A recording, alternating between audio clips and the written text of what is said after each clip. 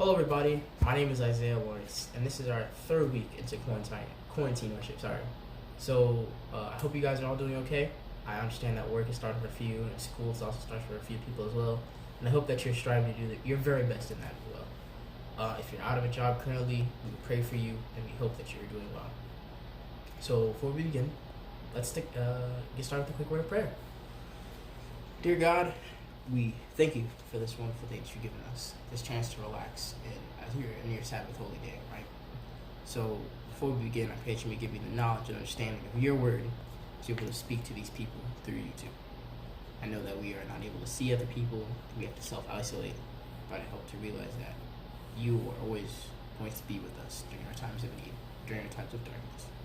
So as we get into this word today, I pray that you may keep us safe and allow us to understand it. In your name, amen. So we may be God's children, but we're obviously not perfect. We're gonna get weak and fall into temptation, right? But it's a fact that God will forgive us and move on from said sin that we committed because of that temptation, right? Psalms 86 verse 5 says so. Sticky notes to keep my place. Okay, he says, "For thou, Lord, art good and ready to forgive, and plenteous in mercy to all them that call upon thee." So obviously, it's made known that God can forgive us and move on. But sometimes we can't forgive ourselves, and it's limiting us from being our very best for Jesus Christ, right? I know that the past for many people, wasn't the easiest. It's not just cool memories of nostalgic TV shows and music, memories of high school or college years, those type of things. They're not easy for everybody, It's not all sunshine and rainbows after all. But I want to address tonight how we can accept that pain and move past it so we can become greater for God, okay? And obviously, I do know that in the future, we'll be faced with more temptations. But Paul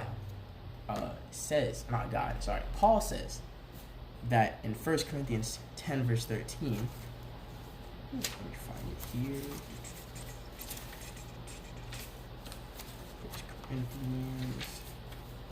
1 Corinthians 10 verse 13 says, "There hath no temptations taken you, but such as common to man.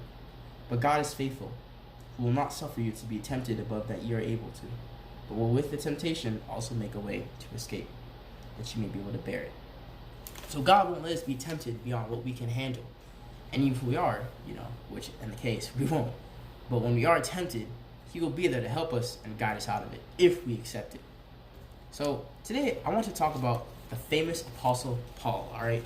The man who for almost his entire life, spent his life doing the works of God, preaching and worshiping and leading others to Christ as well. But before this, we all know that he was Saul, the persecutor of early Christians. The man who not only approved the stoning of the prophet Stephen, but also killed and jailed many of Christ's followers, right? Acts 22 verse 4 and Acts 8 verse 2 talks about these kinds of acts, right? Acts 8 verse 2, put that right there. Or 8 verse 1, sorry. Says, "And Saul was consenting unto his death, and at that time there was a great persecution against the church, which was at Jerusalem." So here we have not only the continuation from the last chapter about how Stephen was allowed to be stoned thanks to Saul, but also the persecution of many other churches as well. And then Acts 22 verse 4, which says, "And I persecuted this way unto the death, binding and delivering into prisons both of men and women." So this is Saul once again in his letter talking about how he's killed and jailed so many people, men and women both, gender equality, to put them against prison in their will, and all these bad things he's done to them, right? But it doesn't take a lot, it's not easy for people to take another life, right? We're not all built with an innate gene to be able to kill somebody, okay? It takes a lot out of a person who's taken a life. See, humans are not just humans, animals and humans are not take the lives of their same kind, okay? Most times of what I've read, it's built off of posturing to make yourself seem so intense that you hopefully don't have to fight. and, take the life of another person, And soldiers, people who have taken lives for our country, they are not immune from this either. Many times they have PTSD from after the things they've seen, things they've possibly done, because they are not built to kill, against the whole theory that they are. But Paul, before he made this change, was already killing and putting people in jail, and there is no problem to him. So he obviously needed help from God above. But Paul, after he got converted and after he was blinded and stuff like that, obviously felt the pain and the trauma from all those lives he's took, right? Not just from his actions, not from his mental, but from the, physical pain from the people around him, okay? 2 Corinthians 11 verse 25 talks about these experiences. Right here. Sorry, not 2 Corinthians. Sorry. Oh, wait. Yes, 2 Corinthians 11 verse 25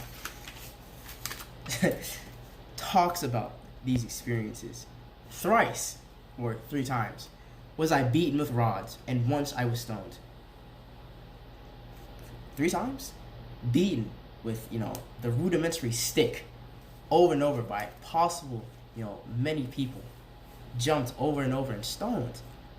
Things that people have taken their aggression out because their loved ones had possibly died to this man. And then, it even talks about how he himself, once again, is not only like feeling guilt about it, but how much it pains him. Okay? It's crazy for his crimes. 1 Timothy 1 verse 15. Okay? Right here. This is a faithful saying and worthy of all exception, that Christ Jesus came into the world to save sinners, of whom I am chief. So not only, and this is the letter talking about Christ saving everybody, but he references himself because he was the one that caused all these people pain. Okay? And it's crazy to think that he would make that drastic change from going to killing people to talking about how, even though he was one of them, a sinful person, he was able, through God's will and through God's grace, to help out others. 1 Corinthians 15, 9 verse 10. Let's see if I can find it here. 9 verse 10. Yep. Yes. Right here. For I am the least of the apostles, and am not meet to be called an apostle, because I persecuted the church of God. But by the grace of God, I am what I am, and his grace, which he has bestowed upon me, was not in vain, but I labored more abundantly than they all were. Yet not I, but the grace of God, which is with me. Mm-hmm. So here God is, not here, sorry, here Paul is talking about he should have never belonged to an apostle. Because when there's those situations when you feel like something is unfairly given to you, like the grace of God. But think about it. It was grace, something that we don't deserve, but is given to us over and over again. There are many times where we make mistakes. I make mistakes over and over again, and I can't seem to fix it or get out of my head. And the times that, the best Christians make mistakes over and over again that they need continuous help to deal with. But with God's grace, you can find the strength and the courage to go on and continue with life, even if the pain of the past continues to haunt you, right? You see, when the Apostle Paul was confronted by God on his way to Damascus to hunt them Christians, he was faced with his actions. God called to him directly and said, why are you persecuting my people? And why are you persecuting me? And when he was faced with those actions, he was punished on the spot. He was blinded. And of course, led to a house and led to stay there until Ananias came. But after Ananias came, a prophet who was so reluctant to come over and heal this man who's killed maybe some even of his friends, extended family, he came to heal. He was able to change through God's grace and through God's actions. You see, in order to deal with the past, we have to bring it out. we have to confront it head on. Okay, there's no other way to get around it, because if you stuff it down, it's gonna bite you back sooner or later, and it's gonna be sooner. It's not gonna be nice. But if you go through the comfortable process that it takes, whether it be talking to a person or talking to somebody who you trust that can give you help and deal with that situation, you know, even if it hurts, you're gonna feel you'll be released from it in the end, you know. And the last part about it is you will have to go and ask God for grace and forgiveness, because, you know, as our Father, the hardest thing we can do is to go to Him. I know there are many people inflicted with addictions or just a terrible past in general that really strains them, their mental and their spiritual, you know, and it's changed them, perhaps for the worse or perhaps for the better. But they keep it down, and it plagues them day by day. But you see, if we go to God about it, you know, even if we don't want to, if we have all this pride saying, you know, I'm not really worthy of this, if we go to God, He will be able to take care of it. Romans 3:23 through 24, right, talks about this. Ooh. There we go. Saying, for all have sinned and come short of the glory of God. Because we as people, we're not perfect. You know, we're not in heaven yet. So obviously we've made mistakes. We've wronged others, or others have wronged us, and we've reacted in a totally inappropriate way to them, right? But being justified freely by His grace through the redemption that is in Jesus Christ. So through His grace, we can let go of that, and we can continue to live our lives, right? Because God doesn't need you to look back at the past. He knows everything, the past, the future, the present, everything that's going on right now. He knows that everything that's going to happen with the coronavirus from now on. He knows about your past, what you think He didn't see you do as a child, as a teen, or as a young adult. He knows what you did, but He's not going to hold you back on it. You just have to go to Him and admit, I was wrong for what I was doing. You know, that party, I don't know what was happening. That social event I went to, I don't know what's happening, but I know it was wrong. And you have to go to Him and ask Him to forgive you about it. Right? Isaiah 43:18 through 19 also says the best way to do this. Ooh. Remember, ye not of the former things, neither consider the things of old. Behold, I will do a new thing, now it shall spring forth. And shall ye not know it? God obviously knows. And He doesn't want you to look back on the past so much that it holds you back, almost as a rope, you know? During track season, we have these exercises where we have somebody holding an elastic band, and you have to run, continually run.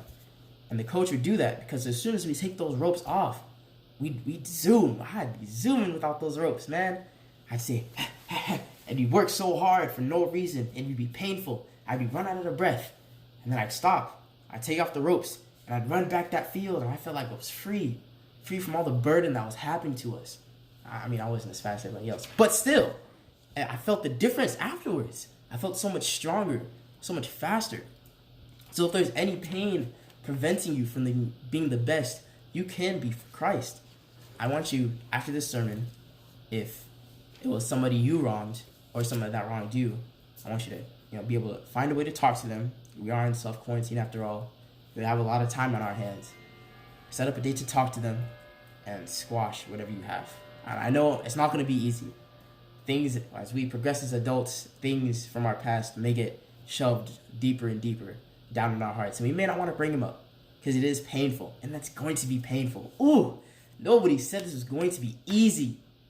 But if you bring it up and you take care of it and you squash those issues, or if it's something that the person has already been persecuted for or taken care of, if you go to a person you can talk to, you can trust, a therapist, your pastor, somebody, anybody that is able to help you out in that situation, and you talk it through, and you're able to release yourself from those shackles of the past, then you'll be able to be okay. It's going to take some time. It's not going to be an overnight kind of thing. You're not going to call that friend, I'm sorry, or I forgive you, and then hang up the phone, and go play something, do something. But with a lot of prayer, and of course a lot of dedication to fixing that situation, and making your wrongs right, or, forgiving the person that wronged you, and forgiving them, and not only them, but yourself as well. If it was something you did, then obviously. And not obviously, but it's going to be okay. So, right now, of course, after this, I would like you to actually do that and squash all those issues. But for right now, I'd like to pray. Pray that hopefully we can release our shackles from the past and be able to move forward with life. Because that's what God really wants us to do. Because he says in Isaiah, you do not need to look back. He will always be with you. So, let's pray. Dear God, we thank you for this wonderful day. Thank you for the chance that we can continually move on with our lives. But I pray that if there's something holding us back, anything, you may come to us and help us to take care of those issues. Be there to comfort us on those nights when we're thinking about ourselves and the things we may have done to other people or people have done to us. And to be there when we know that it is not easy to deal with the situation at hand. But with you, with your comfort and your salvation, you can help us go through it. Thank you for everything, and let us have a great night. In your name, amen. Bye.